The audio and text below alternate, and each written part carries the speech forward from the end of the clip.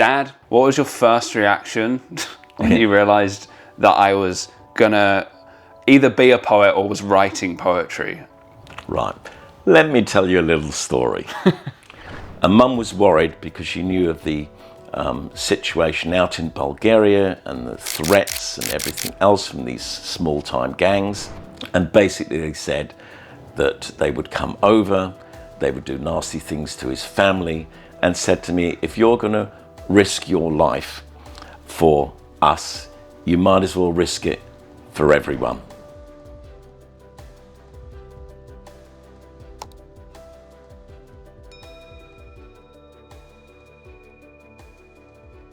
Welcome back to the Poetry Vessel. Today I'm sat down with an entrepreneur, a man who has worked in financial services for most of his adult life, and one who currently works with a UK firm of lawyers and specialises in private client work. His name is Paul Hassall, and he is also my dad. Dad, welcome to the Poetry Vessel. Thank you for having me here. Yeah, pleasure.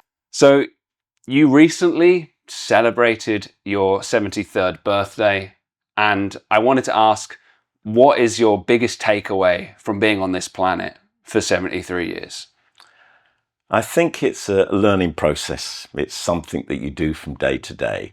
And there are many twists and turns in life. There are many surprises. I've got to the age now, I've seen most things, good and bad. I've also been able to observe people, look at people, and see that they're not always as they seem. Mm. Is that something that's been a mistrust of people, or something where you see someone and you judge them initially and then realise, actually, there's a lot more to them and a lot more depth to them than I had realised, or something else? Both really, because there's situations whereby you trust the situation, trust people, and you make decisions upon that turn out to be bad decisions that end up giving you a lot of problems. I've also seen it from the work experience point of view of dealing particularly with things like probate, whereby you think here's a good loving family that doesn't quite turn out to be that way. And you have squabbles, arguments, and even worse between siblings, other people, etc. And I always say, as an example, I do a lot of probate work, and I have people that say to me, it's not fair that my parents have given this to my brother or sister, etc., and less to me, they favoured them, or whatever the situation, or even excluded them from their wills. And they come to me and they say, look, Paul, it's not about the money. You know, it's the principle of the thing. I feel that I've been left out here, etc. And I said, well, let me stop you there. And I would say that it is about the money, because if it wasn't about the money, you'd walk away from the situation, keep the family relationship going. Yeah. Or potentially it's about both. There's a principle inherent in it, but you want the money. I think there's, yes, I think I would like to think that, but there definitely is a bias towards value. Yeah. So in your work, I know you're working with, wills and trusts and how things get inherited. Obviously, underpinning that is something to do with language, and obviously we are on the Poetry Vessel, but legal language has to be abundantly clear, I'm guessing, and has to say exactly... Without doubt, and it's not quite a question of just rereading what you've written. You've created a document. It's an important document. It needs to be tested by the courts if it got to that particular stage.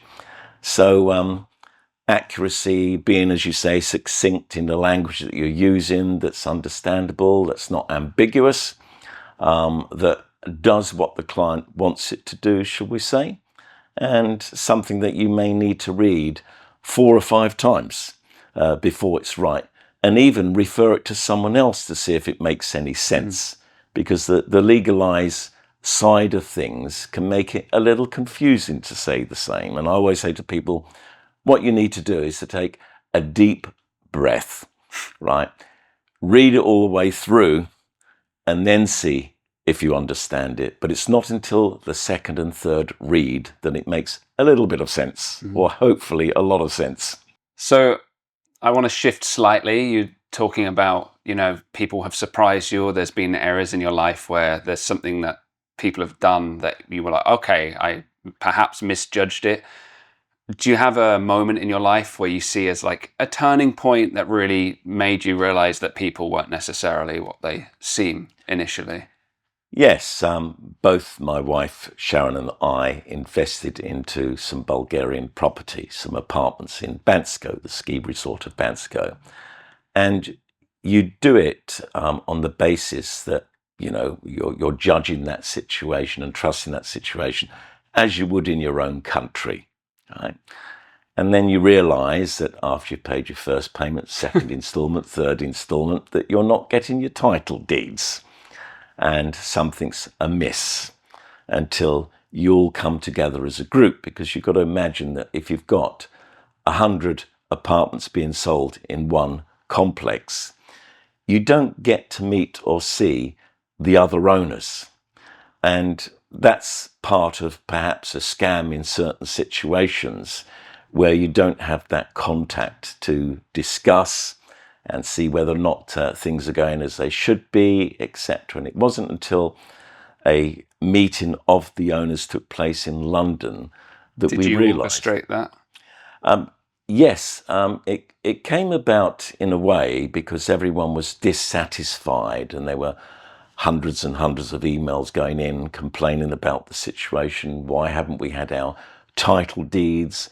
Why isn't the building complete? Why isn't it being delivered to us, etc.? So we'd put in all this money and we weren't getting our properties, shall we say, and we'd purchased 2 properties within this off plan. So in other words, we were trusting the developer to deliver the property at the right point in time when we make our final payment. But that was not the case. And there was a lot more to it than met the eye. So there was a committee that was formed, and that had been running for some 18 months to try and resolve matters.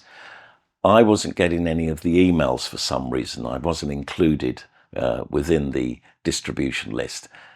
I then found out about it through one of the other owners that I spoke to at this meeting in London, and then decided I needed to take matters into my own hands. Right? And as you can imagine, your mother, my wife, was not very happy with me investing 6 figures, a large 6 figures, into 2 properties out there and having nothing to show for it. And I promised her one thing: I couldn't care what it took, whether we're being threatened by the so-called property mafia out there, I was going to get our properties back. And Mum was worried because she knew of the situation out in Bulgaria and the threats and everything else from these small-time gangs, and said to me, if you're going to risk your life for us, you might as well risk it for everyone. Yeah. And so effectively, that's where we went to see the committee and said, with due respect, it's been 18 months, nothing much has happened. We're grateful for what you've done and trying to bring us all together, but I've got a plan in mind that I think will work, right?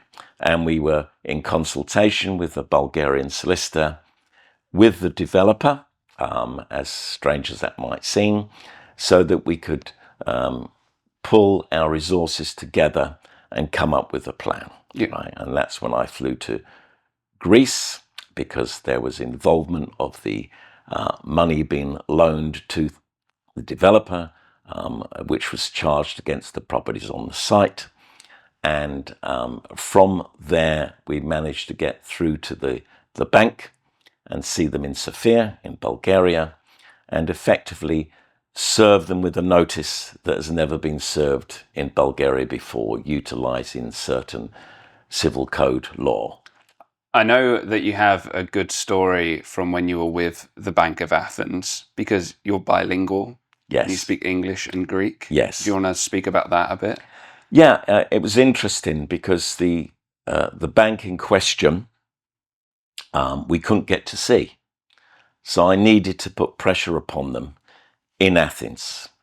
And through my cousins there and my cousin's son-in-law that operated a very successful law firm in Athens, happened to be the treasurer of this particular bank. So we were able to get direct communication with the powers that be. And effectively, I threatened them that if they didn't have a meeting with me at their Sofia branch, then I would take 30% off their shares, because I would have the BBC around and cause such a fuss in the press that they would be forced to speak to me and listen to what I had to say, which was a very important part of the process. So when I flew to Athens, I came away from Athens with those polite threats, and nothing was resolved. And on my trip to the airport, I suddenly got a text to say, "Mr. Hassall, we will be pleased to meet with you at our Piraeus Very pleased. office." Yes. So I redirected myself at Athens airport, flew to Sofia, met with the solicitor. My wife Sharon was very concerned about my well-being, shall we say. Yeah. Because there's been lots of threats out there. I remember one particular one, I don't know if it was at you, but it was to be placed in an iron box and thrown into the previous guy that was, if you like, the chairman of the previous committee had gone out there, and he thought, yes, deal with it in a very English way, meet with the people, come to a solution, and everything would be fine, you know. And he'd gone out there, and he met with this ex-general of the Ministry of Internal Affairs and his interpreter and one other partner, his business partner. And basically they said to them that they would come over, they would do nasty things to his family, and they would send him home in an iron box. Right. Yeah. And so we had that to contend with, right? But I took a view that, no, you have my money effectively. You're preventing my family from enjoying what they paid for. So you have to sort of take a view and ignore that. So Were you nervous when you were going out there? I think a little apprehensive, because it's all new country, new people, new culture, dealing in a different language. I probably only knew about sort of 50 words of Bulgarian at that time. I think it's increased to 100 now, but 50 at that Doubled time. it. Yeah, and the solicitor, the lawyer, as they call them out there, the advocate, was fluent, absolutely fluent in English. And we arranged the meeting. We went up to see the manager. Before we went to see the manager, we served papers on their 5th floor. They didn't realise we were going to go past the manager's office up to the top to get that stamp so we could prove that we had served papers upon them. Had the meeting, and going back to the language question, there was the manager that was Greek, didn't speak any English, spoke Bulgarian. His assistant that was Bulgarian spoke Greek and English. And the lawyer that spoke Bulgarian and English at the meeting. And myself, my friend, who was a friend from martial arts that we'd been doing for some 20 plus years at that time, flew over a moment's notice to be at the meeting with us, because my wife thought that would be give me some sort of comfort, some extra support out there. And he was quite a built guy, yes, right? he was quite well built. We were both sort of black belts in the art of Tan Saudao, and we met with the bank manager and his colleagues, shall we say, and we served papers on them. We let them speak. The bank manager speaking in Greek, being translated by his assistant, who was Bulgarian. And I've got to say that she translated pretty much perfectly. He didn't realise that I spoke Greek. None of them did. We waited till the end. And just before the end, we said that actually we're taking over the bank's loan, which was a surprise to them, and it's an act of subrogation. So effectively we're taking over as the bank with all the rights and obligations of the loan, but we're not paying the loan off. We're purely putting an equivalent sum of money that we had 10 days to collect from all these owners at a meeting, and Sharon at home managed to time it right where the money went into the bank a tad before our meeting. And we said to them, we're subrogating the loan, and their lawyer said, well, you can't do that because you need to have paid the money into the developer's account. And I said, well, perhaps you better check the developer's account, which they did. There was lots of running around, there was lots of internal phone calls to each other, etc. And the assistant manager said, they're right, the money is in the account. And with that, the Greek bank manager said to us, thank you very much, good to meet you, I leave you with our solicitors, and walked out the room. In other words, game's up, we beat them at their own game. They were very much siding with the bad boys, shall we say, that had taken charge of a lot of the properties in the complex illegally. So we spoke to the lady that was left there who was still arguing the point, said, well, actually, there's nothing more to say. We've served you notice. The money's in the bank, in the bankrupt developer's account, and in which case we're claiming possession of your loan. So that's how we got around the problem, by stealing away that loan, but we did pay for it. Now, having a loan is one thing, and at the end of it, they said, well, we're going to look into this, and their solicitor, give him his due, saying, they can do this, this is legal, they can do this. Just before the Greek bank manager walked out, I said, "Ευχαριστούμε πάρα πολύ," which in Greek is, we're all very thankful for you. And he looked at me with great surprise, thinking, wait a minute, this guy knows fluent Greek all the time that I've been speaking and all the rest of it, and didn't say a word. So that was the first step in a very painful process, which actually proved to be more painful after the event. But what we did do is give back to 65 of the British owners, in the main British owners, one or two are not Russian, and one or two other nationalities share, a lot of Irish people, and we managed to give them back title to their property, because we had control of the complex now, because we had the loan over it. Right? And then it was just a question of taking that to court and effectively having a public auction on the property and swapping our loan for the properties. So we technically purchased the properties at public auction with the loan that we had charged on those properties. And as I said, it was a fascinating thing, because it's the first time that this particular law had been used in Bulgaria. And so much so, we got the British Embassy, who did help us to a certain extent. They're limited on what they can do. They can only give a little bit of advice.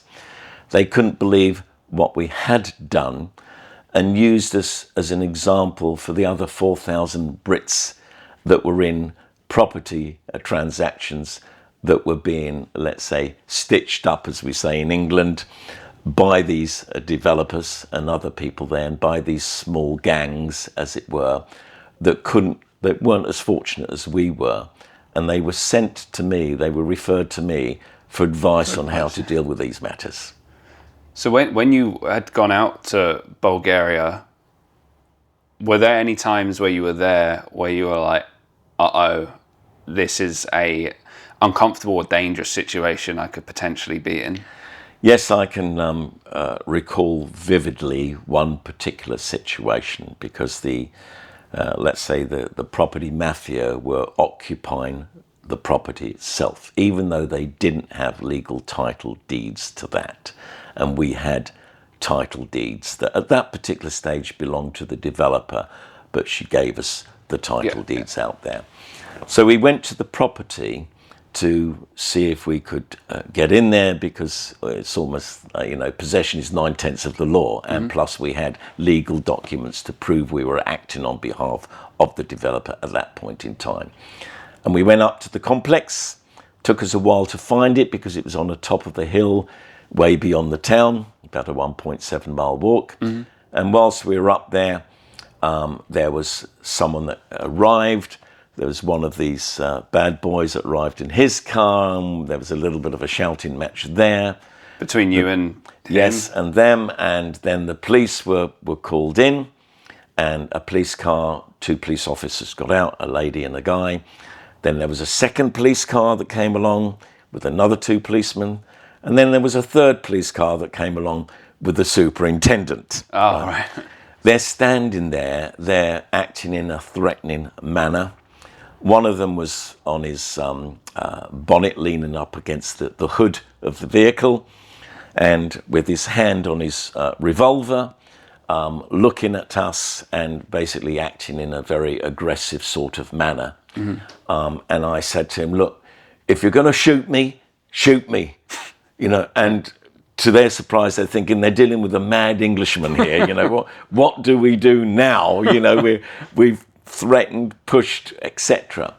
And they said, oh, well, it's best that we arrest you and take you down to the station for questioning, which is what they did. And that was one of a number of the visits to the police station in Bansko. It was more a question of people could easily influence the local police, and it was a way of tying us up. In the week that we were there, each time I used to fly to Bulgaria, I used to go for about a week, and each time I was there, I seemed to be spending more time in the police station than actually trying to sort this problem out. And this was done purposely. And they were, let's say, influenced by these individuals, particularly this ex-general of the Ministry of Internal Affairs, that could threaten with them all sorts of things, should we say. So after holding you for a certain amount of time, were you in a cell, and then how did you then get let out? It was in an interview room, and a series of questions and everything else about it, and we're trying to sort of lay down our point about, we had documentation, we had copies of the title deeds to the property, they had no right in arresting us, etc. I did on one occasion, it was almost like a little bit of a comedy show, but you have to take these things seriously. Right, so there's a time where we were called in and said, right, you've got to report yourselves down to the police station for theft of car keys. I said, what are you on about? Right. Anyway, we go down to the police station, we get down there, and apparently one of the evenings that we walked to the complex, there was a security guard, as they had in his car, and it was said, and they also had a security dog, which we made a friend of, actually.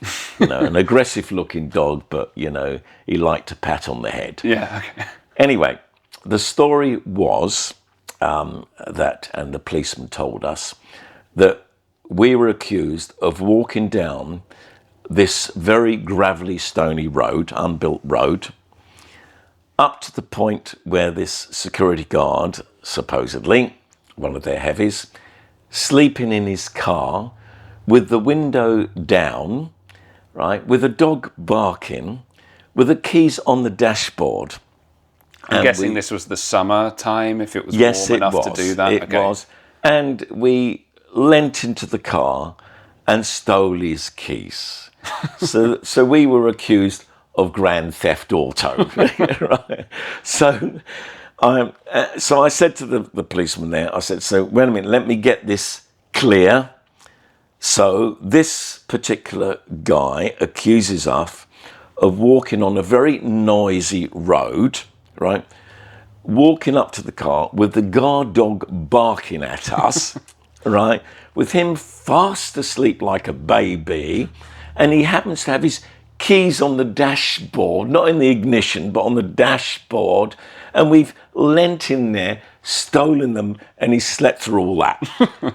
This policeman just turned around in absolute laughter, and he almost he went, recomposed himself, right, to stand up and says, yes, we need to take your witness statement on this apparent sort of theft, right?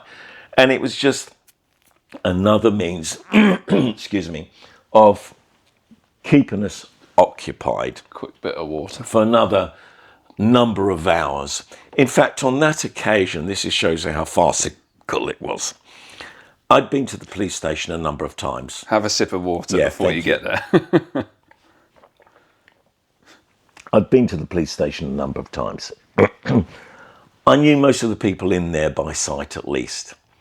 I knew a couple of the arresting officers there. They're becoming your friends at this point. But basically, I did say to the lady that was there, oh, perhaps we could go just for a drink sometime, And she said, oh, maybe after all this is over, And it wasn't meant to be anything of a nature to sort of take her out. This was just to sort of make friends, we say, in the station. So I'm being interviewed. I leave the room. They think I'm going off to the toilet, and then they realise that I'm gone for quite a while, right? And they're asking, where's Paul gone? Where's Mr. Hassall gone? All the rest of it. I'd gone out, wandered around the station, and from the third window, I happened to look out, and I saw our solicitors turn up in the car. So I opened the window and shouted out to them. And he said, oh, Paul, and I said, yeah, they're questioning me at the police. He said, no, we know, we found out. I said, yeah. Oh, what do I do? He said, well, we're going down to the restaurant. I said, great, okay, I'll come and see you there. So I left the place. So you just walked out? Walked out the police station. Did you walk past anyone? Or yeah, the little security desk there and everything else, and they didn't say anything to me. They knew who I was. Walked out, met with the solicitors to the adjacent restaurant, sat down with them, explained the situation, and they helped me write my notes, right? And when I got back to the police station, where have you been, etc., and they were sort of grateful in the way that I'd written up my side of the story, because it saves them time. They haven't got to go through this, this facade, should we say, of asking me about this false accusation, and presented it to them. So there we have a situation where you're in a serious police interview, and I leave the place, go off, have the help and experience of my lawyer to create the document I needed to, and take it back. It was the honest truth, so I wasn't doing anything illegal, etc. And they accepted that. And no further charge on that occasion, should we say. Mm-hmm. It got to the point where it got ridiculous, and we complained to the British Embassy, and they spoke to their counterparts. Do you mean ridiculous in that because they kept arresting you? Yes, for stupid things. So there was one occasion where we were having a meeting of the owners at the complex, and we got all the British to come over, and we had a very friendly demonstration on one of the visits there as well, outside the building.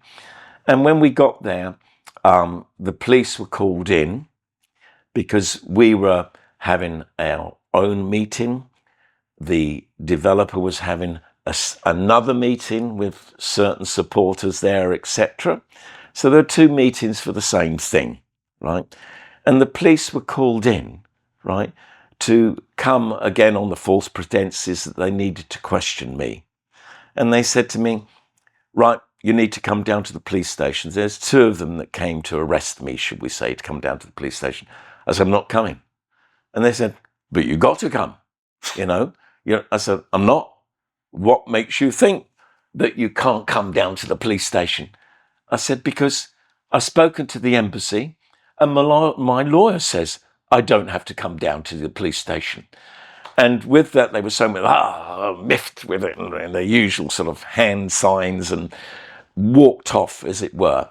But that's what it's like, and that's what it was like in the early days of being out there and having this force that was also against you, let alone other people, and a gang that claimed that they owned 30 apartments and all the commercial units within the building. Mm.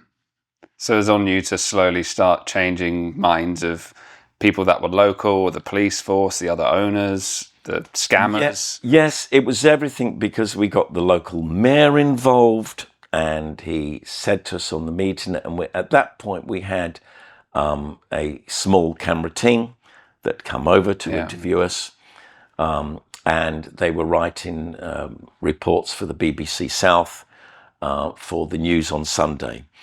And whilst we were there, meeting with the mayor, big man, larger than life, as it were, and he says, Mr. Hassall, what do you want? I see you on the TV. I read about you in the papers. What do you want? You are affecting our tourism. This is bad for Bansko, all the rest. What do you want? And I said, well, Mr. Mayor, because you have to be very respectful. These are powerful individuals. I said, what we would like is some assistance in building our road up to the complex. And he says, okay, we do it, we help you, etc. So they did actually help us build a road up to the complex, so at least we had something reasonable to drive on. It was never ever totally finished, shall we say, but we at least had a road. Of course, there was involvement because his son happened to be a contractor, and there were certain elements of the work that needed to be done by this contractor, as you can appreciate. And I'll say no more, but at least at the end of the day, we got the road built. Yes. And as things progressed, as we made, myself, Sharon, and made a nuisance of ourselves on virtually every TV channel, every newspaper out in Bulgaria, along with our peaceful demonstration. And some in English newspapers and news stations too. Yes, we hit the press and the TV, particularly in the south of England, the BBC South Today. We were on there being interviewed. And the Daily Mail, I think, was the Daily Mail on Sunday did a write-up on us, and and across here the news was slightly different in Bulgaria. It was like in England, it was the British are complaining about they're not getting their property and their property titles. In Bulgaria, it was the Brits are invading. It's probably the most accurate one. Yeah, and we had to have a team of 4 security people that drove me to the complex, whilst the owners, and Mum was good at organising that, were sending up in groups of only 4, because otherwise they would arrest us as being some sort of affray. Yeah. And there's certain laws, as there are in most countries, and even if it's a peaceful walk up, they will arrest you. And they were looking for me. The police cars were going up the line of these groups of 4 English people walking up to the complex. So I get driven up to the complex with these 4 security guards, should we say, that we hired, all right? Just as a little bit of protection, and because we didn't know who was going to be there or whatever. We drive up, or they drive me up. Your mum walks up there with the other owners. They're looking for me. And one of the guys, a policeman himself, but a bit of part-time work, should we say, being a security guard. Right. Not unusual for police to have a second sort of, career. Side quest, And he's a big guy, and he's at the front there, and he turns around and he says, Paul, you be careful here. He says, I see. Plain clothes policeman. plainclothes policeman, you be careful. He says, you no worry, my friend. And he undoes his jacket like this. He says, I come prepared, tapping his gun. Oh, God. And I think this is surreal. This isn't, what we expected Bulgaria to be like, shall we say. Yeah. But do you know what? It was a peaceful demonstration. We all had placards, and we had them in English in one side, and we had them in Bulgarian on the other side. And they were aimed at the president of the country, as it were. They were aimed at the judicial system as well. They were aimed at the police, so that the message was loud and clear. That way, we were able to sit down, and the placards did the work, right? And the news were there, the media were there, filming this, taking pictures of this, and of course, the English press were there as well. And what happens in Bulgaria, what you don't want is the Charlie situation in France, where they stick a bomb outside a media's office, as it were. Very sad. In Bulgaria, the way you do it, and how we were advised, is we create the story in England. And then the Bulgarian press are just repeating it. Okay. So they're not seen to be siding with us. We don't have a situation, as you might have out here, shall we say, where the press can be accused of being biased. And as we all know, sometimes they are, sometimes they're not. Yeah. So quite an adventure. You've been able to enjoy some of that was now. Epic. But going back to your first point about life experiences and what it taught us, we had the highs and the lows. We had your mother virtually going into a breakdown over it. Yeah. The thought and the loss. We had the name calling, the insults and everything else, and it's all done for effect. We had British people that went, shall we say, to the dark side.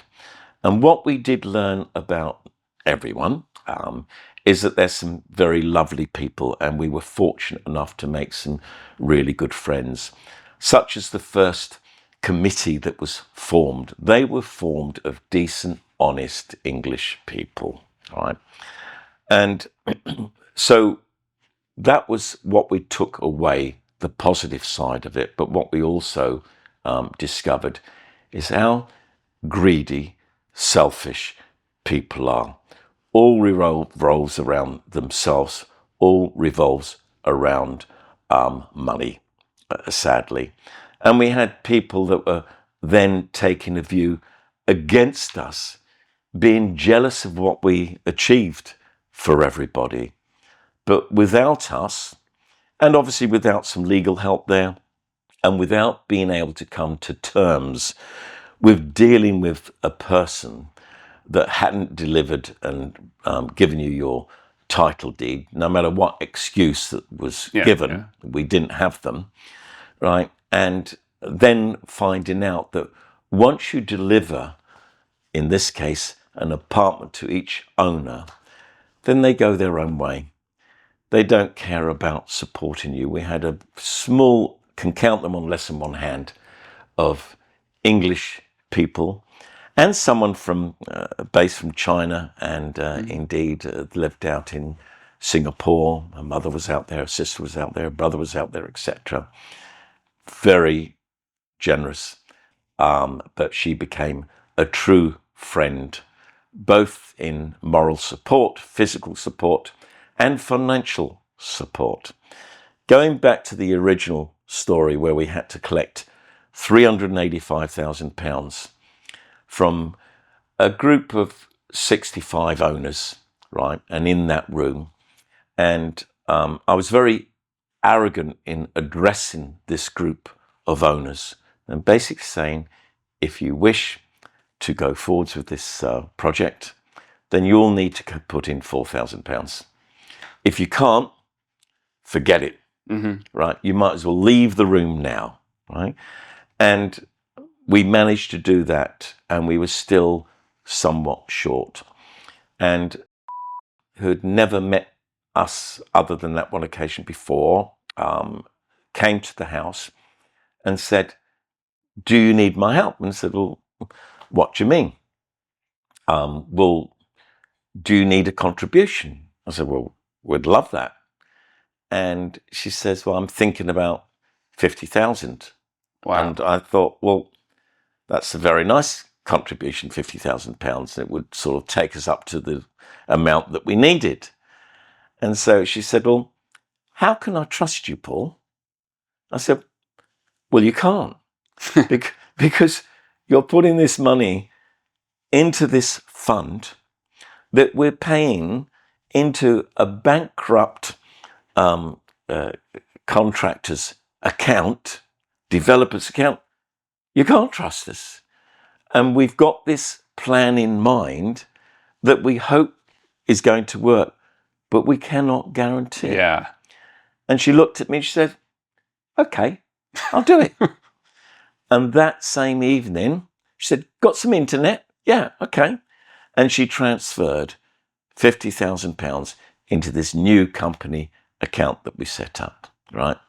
So that's what I mean about the good people in this world, the people that trust you, that support you, that have only met you on that occasion twice, right?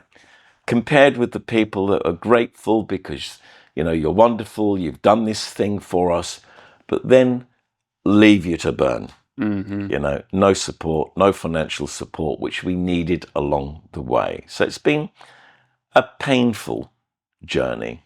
So going back to life experiences, know what you're doing, listen to others, don't go into matters blindly, listen to what your parents have got to say, And I know that's one thing that you've always done, probably more than all our other children.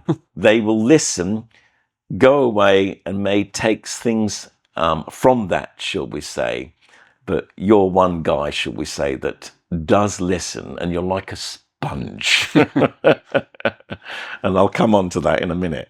Yeah. Well, I was just thinking when you said that with sponging, it's like, I always believe someone has something extremely valuable to say, and I will always take something away from a conversation, either learn something about them and who they are, or about a concept, or a philosophical idea, or their subject of expertise. And I think of it like reading. Like when you're talking to someone, it's like you're reading with them. You hear everything they're saying, and so much will go in because the self-interest is, well, I want to be better, more knowledgeable, more capable.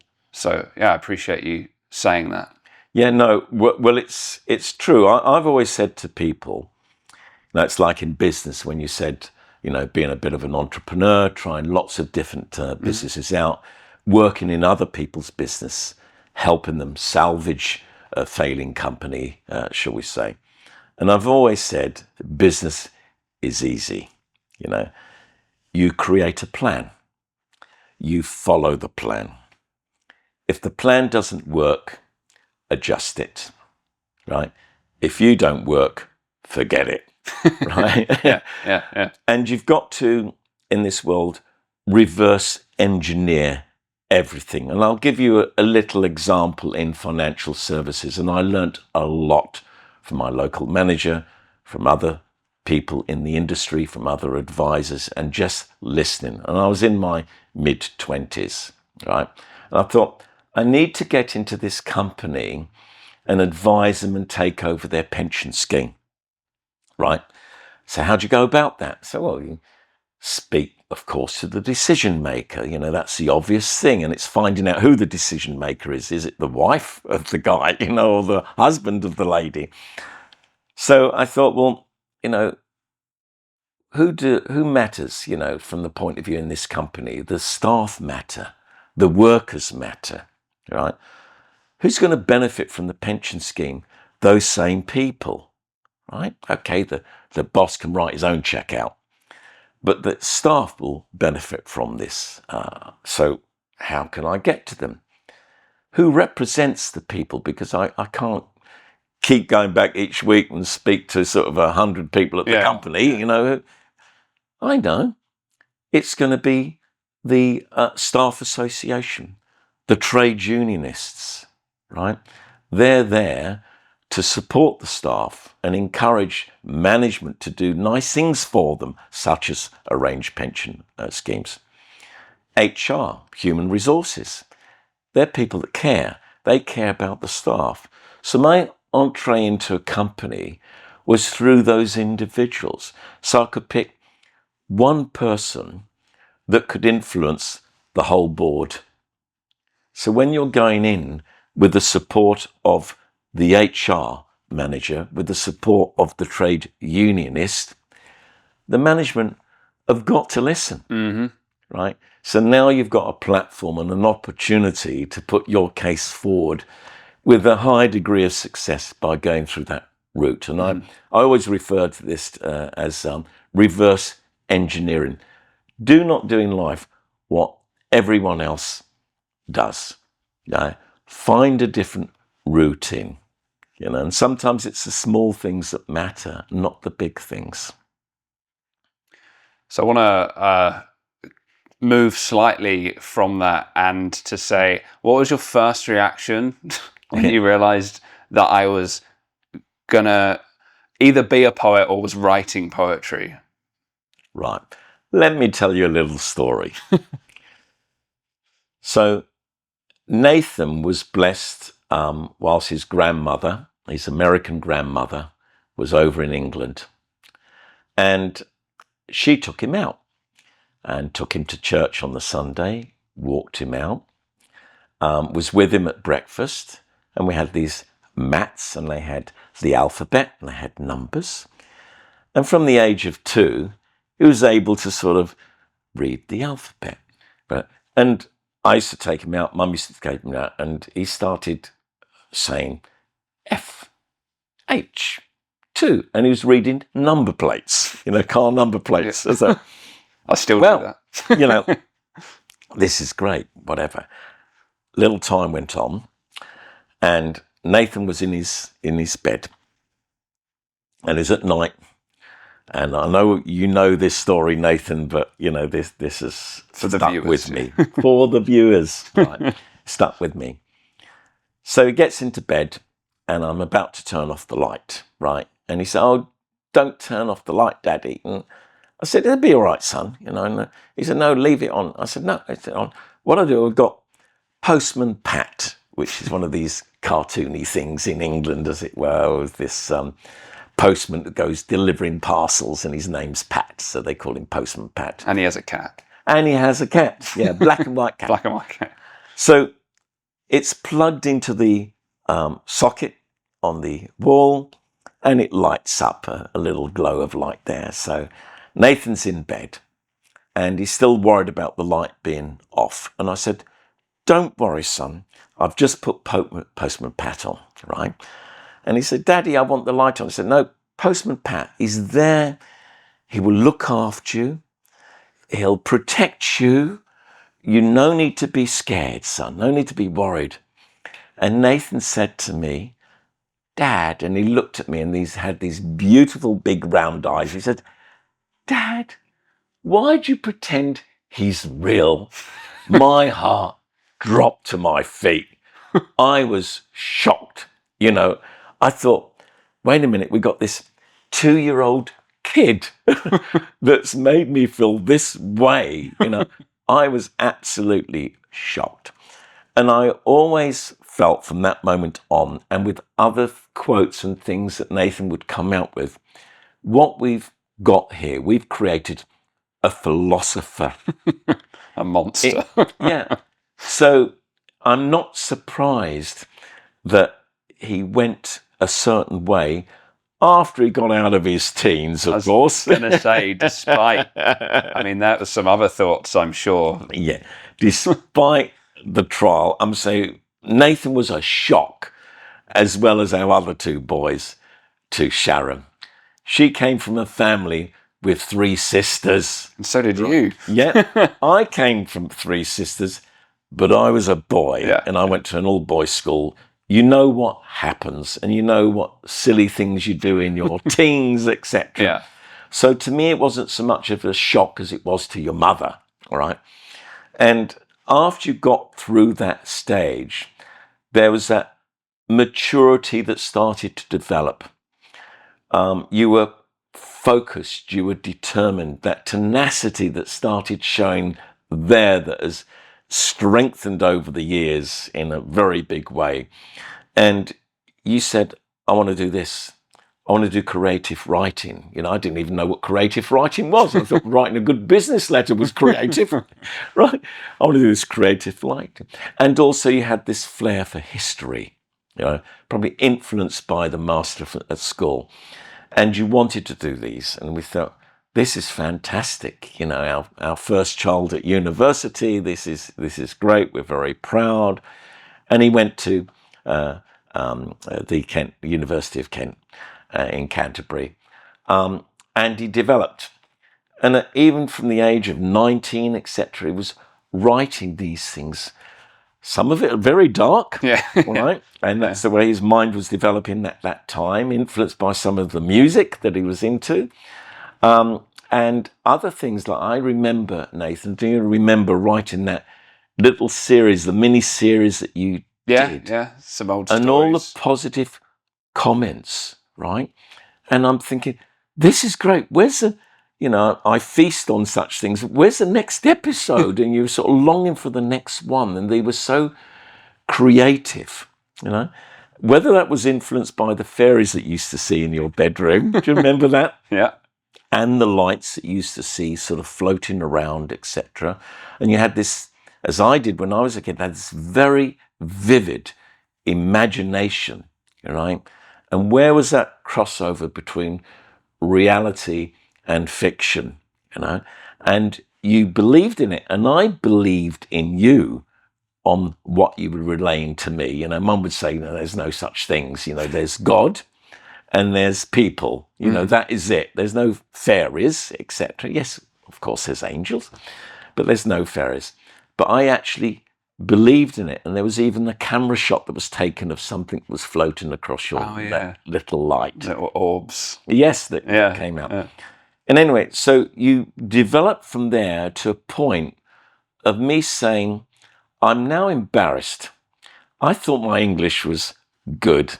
My choice of words, being able to write a perfect business letter and always get a result, being able to create legal documents. And I'm looking more times than I care at a dictionary to look up these words that you were using, you know, that I hadn't come across before. And then the next thing is I said, wait a minute, I've got my son, you know, he's 19, now he's, 21, etc. And he's actually proofreading a professor's book. How does that work? And these people are writing back and they said, oh my goodness, we didn't realize you were only 19. And you're creating your first piece of work.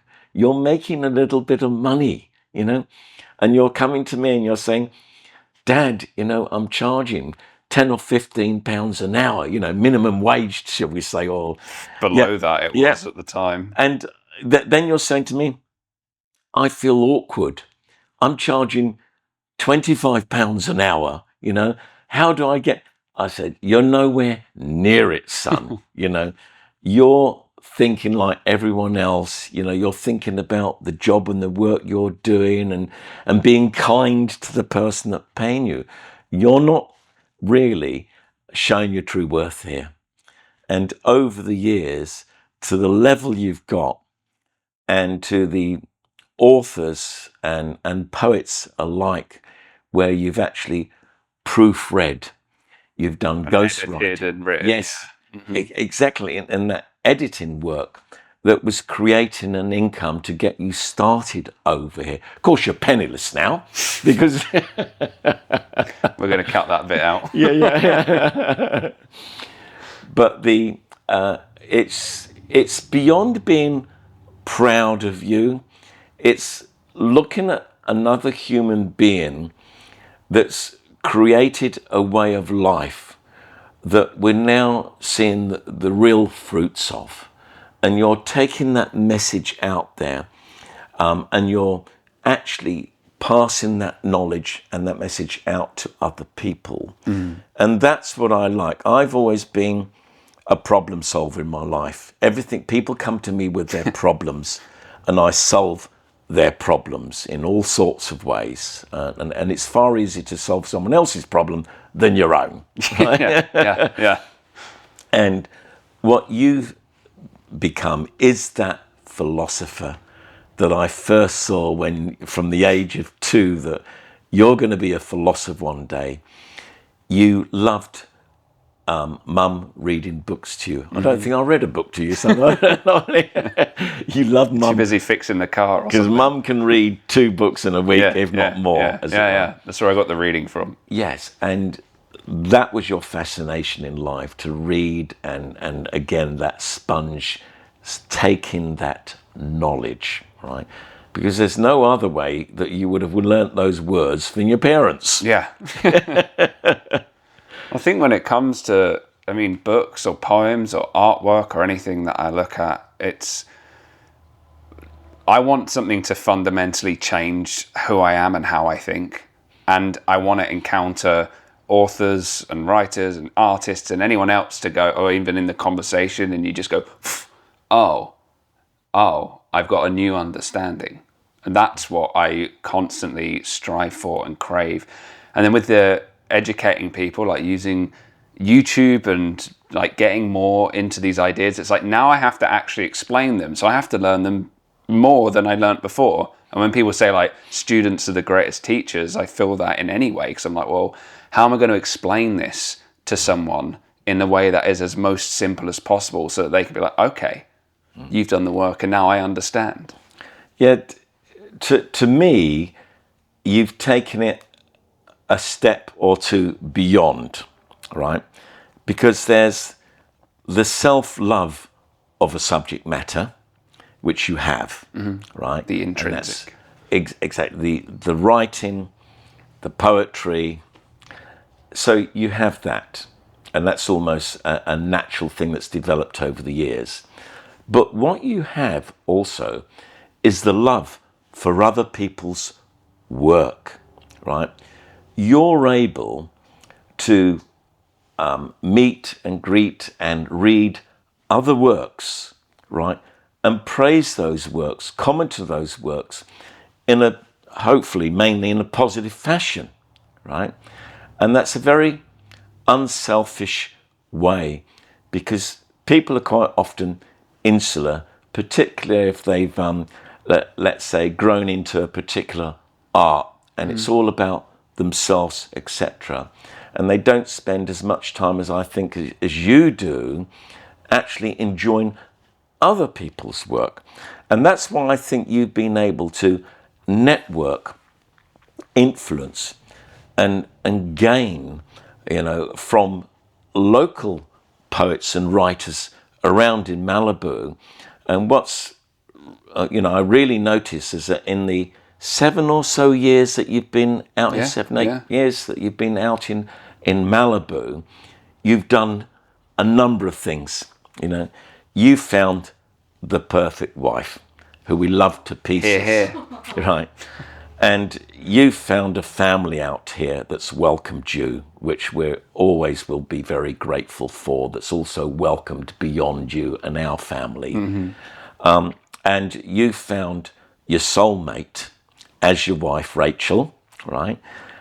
Who's been able to actually give up a very high-paid, valuable career to assist you develop your talents and take your message out there, right? And cultivate her own talents that were already there. Well, and she's got a lot of talents, More than I do. From a past acting career to the photography and film work that she's done in the past, and now being able to expand upon those and put them into use in helping you create. videos, your interviews have matured, they've grown by 1,000-fold, you would say, from the first ones that you did. They're so professional. I cringe looking at the old ones. I'm like, there's a bit that we had on our homepage, and I'm like really like this, like poems, then the good, the better. My voice is flat. I'm like this. The editing's interesting. Yeah. The whole thing has changed, your intonation, how you do. And that's important because you've got to create interest for your viewer. And please watch this to the end. There might be some more exciting stuff to look at. Exactly. It is. And what I'm always taken aback by is your ability, your technique, your experience in being able to interview someone. There might be a film career out there in TV or something, from the point of view of being able to sit down with someone that has got their own fame in the industry, shall we say, in the world of poets, in the world of creative writing or anything else, and ask some pertinent questions. I think, my goodness me, how did he come back with that? How does he think of these questions? I wouldn't be able to do that. It'd have to be in a pub conversation. It just flows out, and some of it garbage. A few whiskeys. Yeah, but so pertinent, and being able to bring someone like me back on track. Sorry, Dad, you're going off at a tangent here. Yeah. We were talking about this particular subject matter. So, that's absolutely, and it's a great skill to have. Thank you.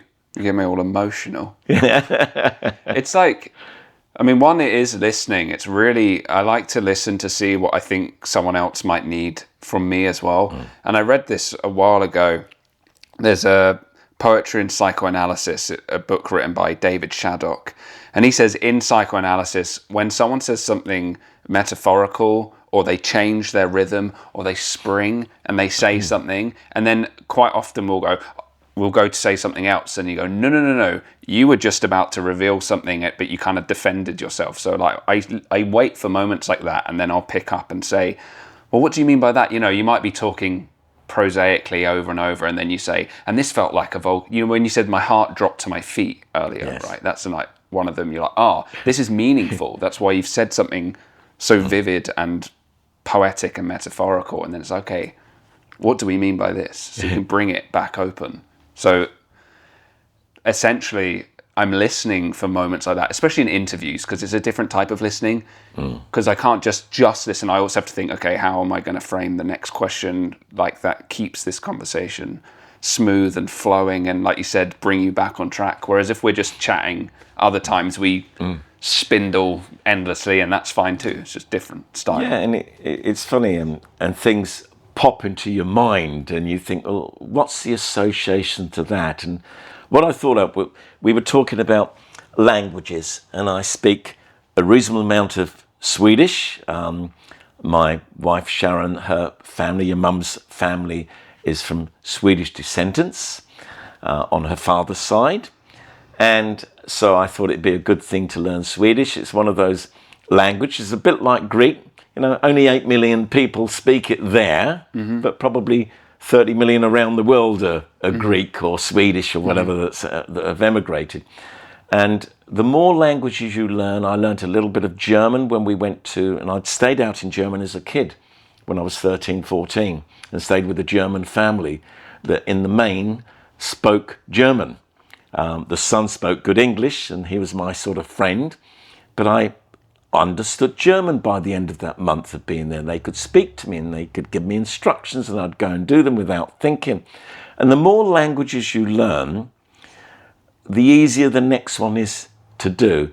And wherever I go to a particular country, I like to learn a few words and sentences.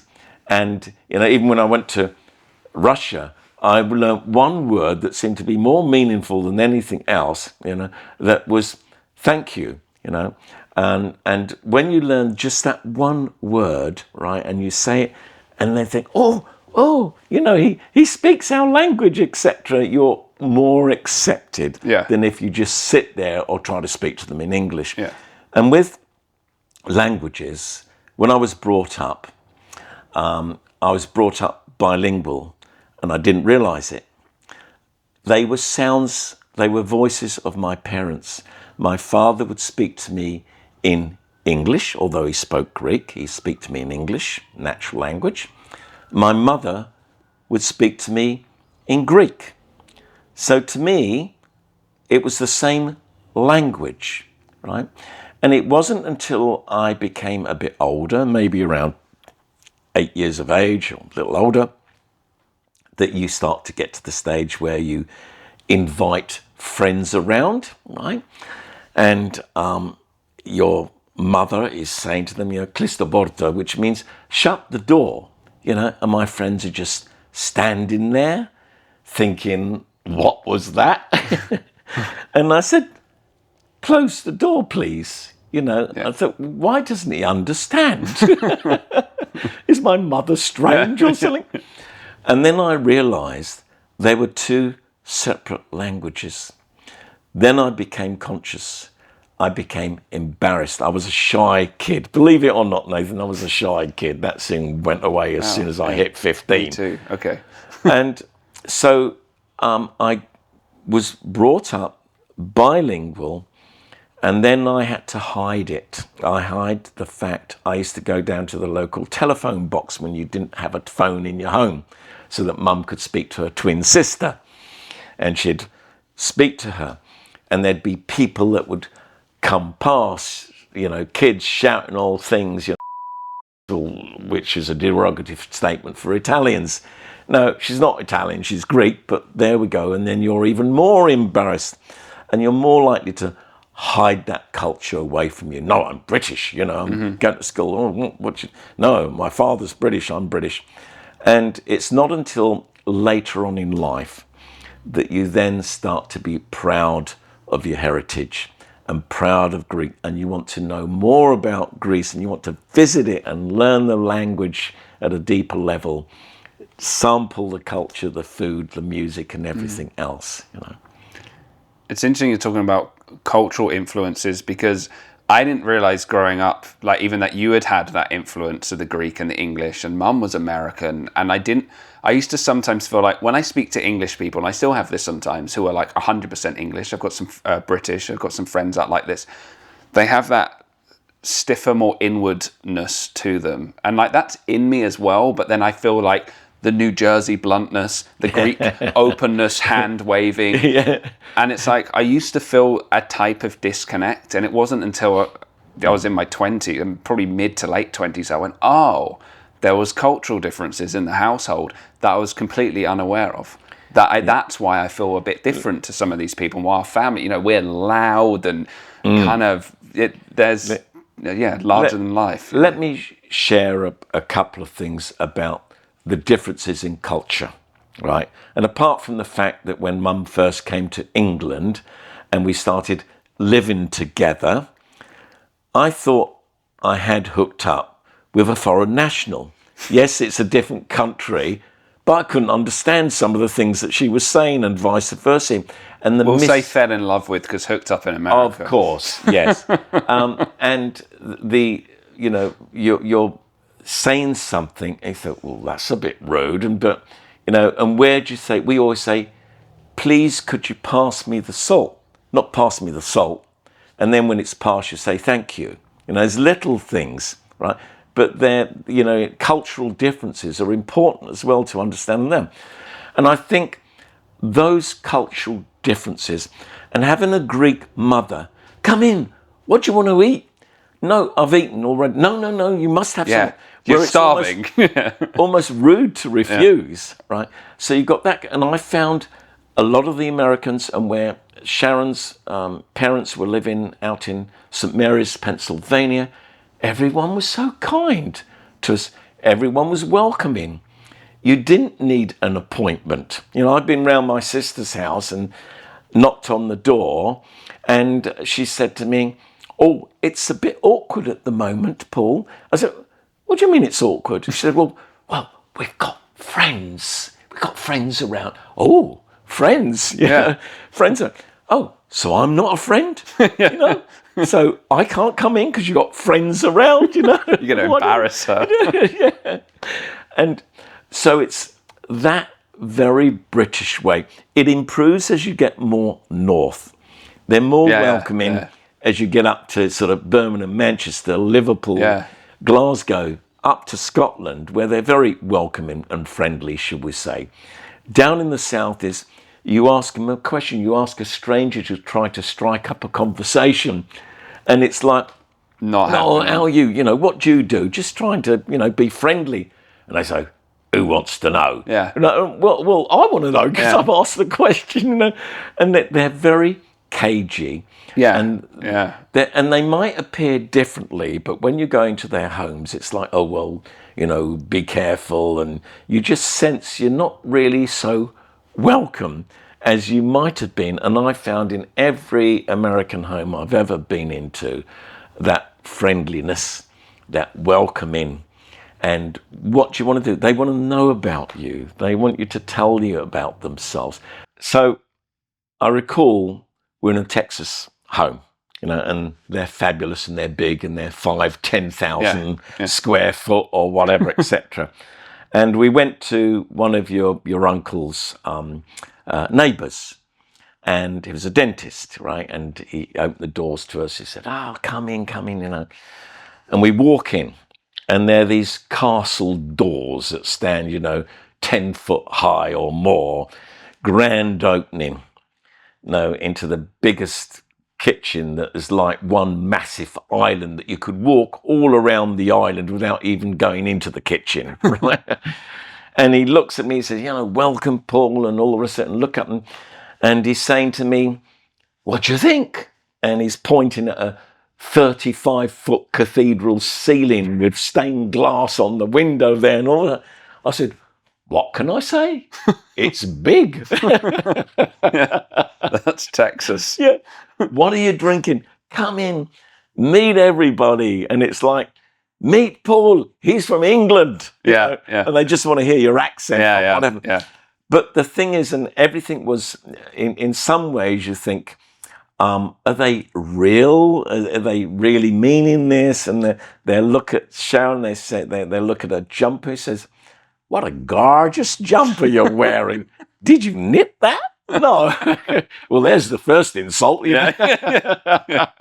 It's good. But I found them genuine. I found them a lot of fun, as it were, with their silly Christmas games and everything else, with their silly presents that they gave out to everybody. They were had big hearts and well meant. Oh, that's wonderful. So, do you have any takeaways that you would like our viewers to hear?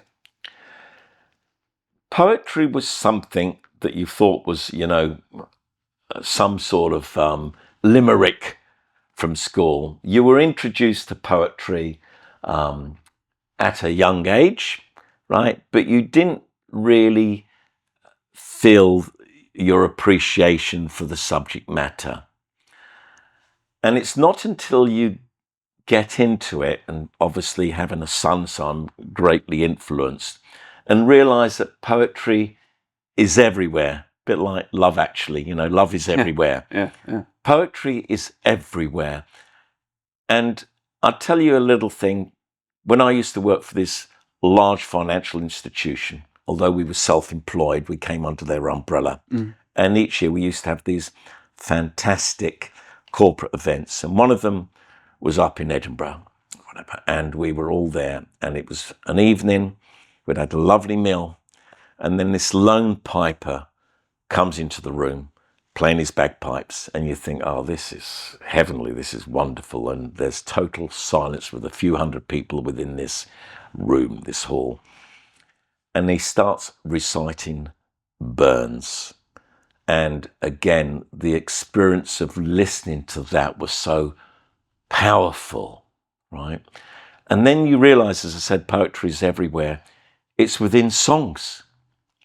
I've always said to you, son, go to Lady Gaga, go to one of these big stars and say, I can write the lyrics, I can write your song for you just using poetry. And what is a song if it isn't a form of poetry? Adverts for companies out there, use poetry. Use poetry to further your mastery of the English language. Use poetry to expand your mind. Right? So I've learnt a lot, and I've been introduced to the likes of Anne and Ricardo. What a wonderful man, and Anne, what a lovely lady, and many others there of writers, of poets, etc. And you just feel their love for the subject matter. And when they recite, such as the summit, the poetry summit that I had the pleasure of going to, and you listen to it, not only is it heartfelt from the reader of their works, it's also heartfelt from the listener. Mm-hmm. And you can't get that same feeling and experience even from listening to something read from a book. It's just something you think, I'm missing something in life without poetry. And I think so many other people can learn by it. And it's a subject matter that should follow us through for centuries and centuries to come. It should never, ever be forgotten. Mm-hmm. And I don't think that it will be. As long as there's poets, as long as there's language, there will be poetry. Yeah. All right. Well, Dad, Paul, thank you for coming on the Poetry Vessel. It's been a blast. Nathan, we're very proud of you, and thank you for sharing your art with the rest of the world. All right. And there's a wrap. Woo! Great job. Bit of chopping and cutting and things. Yeah, we'll get some of that out. Excellent.